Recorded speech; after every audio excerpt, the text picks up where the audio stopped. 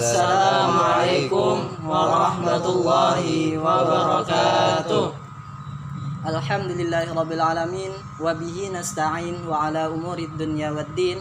Wassalatu wassalamu ala asyrafil anbiya'i wal mursalin sayyidina wa maulana Muhammadin wa ala alihi washabihi ajma'in. Amma ba'd. Perkenalkan, nama saya Rida Ansari Dan nama saya Irfan Juliansyah. Perkenalkan, nama saya Patria Ramadhani. dan saya Muhammad Rifan. Kami semua dari kelompok 10. Jadi pada kali ini kami akan berbincang-bincang tentang masalah bagaimana hukum bacaan An-Nabar dan jalur Tharikah Syatibiyah dan Thaibah An-Nasr. Nah, jadi kepada teman-teman sekalian, pada kali ini kan kita akan membahas tentang bacaan hukum An-Nabar dan jalur Tharikah Syatibiyah dan Thaibah An-Nasr. Nah, jadi tentang bacaan An-Nabar ini bagaimana sih penjelasannya? Ya, An-Nabar itu menurut bahasa bermakna syedimu syiyah, yang berarti teriakan keras ya. Maksudnya teriakan keras itu, adapun menurut istilah ada tekanan pada suku kata atau huruf tertentu dan huruf-huruf yang ada pada suatu kalimat atau lafaz, sehingga suaranya terdengar sedikit lebih tinggi daripada huruf lain di sampingnya.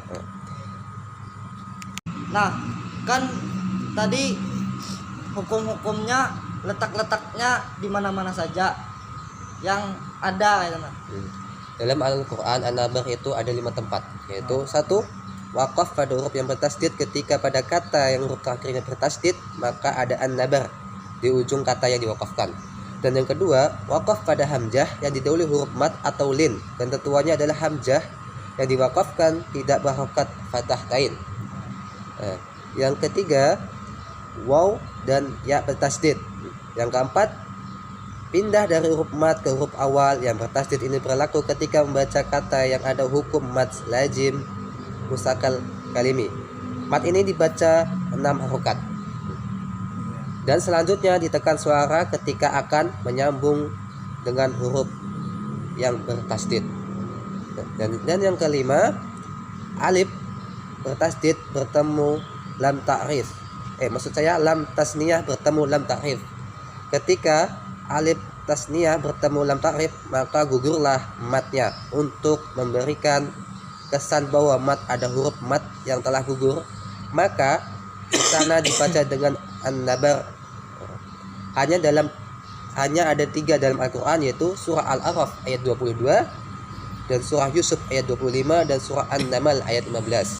Oh, jadi bisa diambil kesimpulan bahwa bacaan An-Nabar ini adalah menekan suara lebih keras daripada yang lain dan ada terdapat di 5 tempat tadi. Ya, betul. Oh iya. Jadi kita akan membahas bacaan tentang jalur Tarikat Syatibiyah dan Thaibah An-Nasr. Nah, jadi penjelasannya itu tentang masalah Tharikah Syatibiyah dan Thaibah An-Nasr ini. Jadi di dalam pembacaan Al-Quran itu ada yang namanya istilah-istilah. Jadi istilah di dalam Al-Quran itu ada tariqah, ada riwayat, ada qiraat. Seperti yang kita baca kebiasaan ini, itu adalah tariqah daripada Imam Syatibiyah dan riwayat Imam Hafaz, qiraat Imam Asim. Nah, itu adalah yang sering kita jumpai yang ada di Indonesia ini. Yang sering digunakan itu adalah qiraat Imam Asim, riwayat Imam Hafaz, dan tariqah Imam Syatibiyah.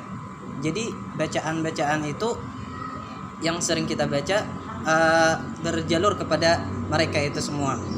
Jadi kita mengikuti daripada seperti bacaan-bacaan mereka. Itu yang namanya tarikat, itu adalah mengikuti seperti yang mereka baca.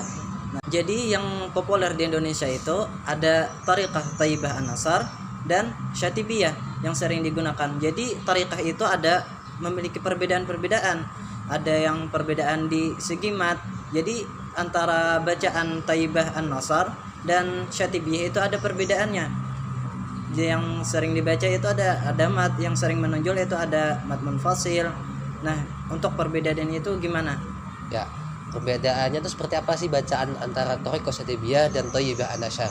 Ya. Nah, jadi ada beberapa perbedaan bacaan Syatibiyah dan Thaibatun An-Nasr. Yang pertama, mat wajib muttasil. Apabila jalur Syatibiyah dibaca panjang 4 atau 5 harakat. Jadi boleh 4 dan boleh 5. Sedangkan Thaibatun An-Nasr dibaca 4 saja. Ketika mad jaiz munfasil dibaca 4 dan 5. Dan ketika jalur Thaibatun An-Nasr dibaca 2 saja. Jadi berbeda antara mad wajib munfasil dan mad jaiz munfasil. Selanjutnya yang ketiga pada kalimat la ta'manna. Ketika jalur syatibiyah dibacanya ada 2 wajah. Yang pertama ikhtilas, yang kedua ismam. Apabila kita membaca dengan ikhtilas dengan cepat la ta'manna, dan apabila kita membaca dengan ismam la ta'manna. Ketika membaca Thaibatun An-Nasr hanya dibaca ismam saja. Itu yang keempat saktah. Tanda saktah huruf kecil sa di atas.